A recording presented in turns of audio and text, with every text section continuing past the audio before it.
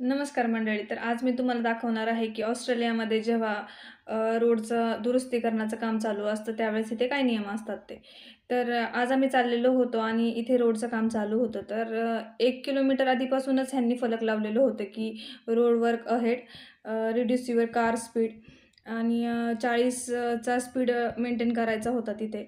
आता इथे कसं असतं, जर आपण 40 जो स्पीड त्यांनी सांगितला आहे, तो जर आपण मेंटेन केला नाही आणि त्याच्या जास्त स्पीडने जर गाडी चालवली, तर इथे खूप मोठा फाईन पण लागण्याची शक्यता असते किंवा जे आपले डिमेरिट पॉईंट्स असतात लायसन्सचे, ते सुद्धा कमी होण्याची शक्यता असते. त्यामुळे जे त्यांनी रूल्स बनवले त्या रूल्समधूनच आपल्याला गाडी चालवावी लागते. आणि त्याच्यात पण एक गोष्ट अशी आहे, की आता समजा रोडच्या एका लेनचं काम चालू आहे, तर दुसरी जी लेन असते तिथूनच दोन्ही बाजूने येणाऱ्या-जाणाऱ्या गाड्या जातात.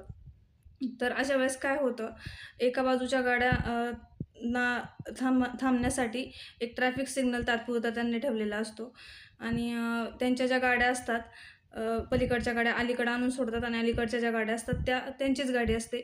ज्यावेळेस त्यांचा सिग्नल येतो त्यावेळेसच त्या अलीकडच्या गाड्या पलीकडे सोडतात. तर त्यांचे जे नियम आहेत ते खूप काटेकोर असतात आणि ते पाळावेच लागतात.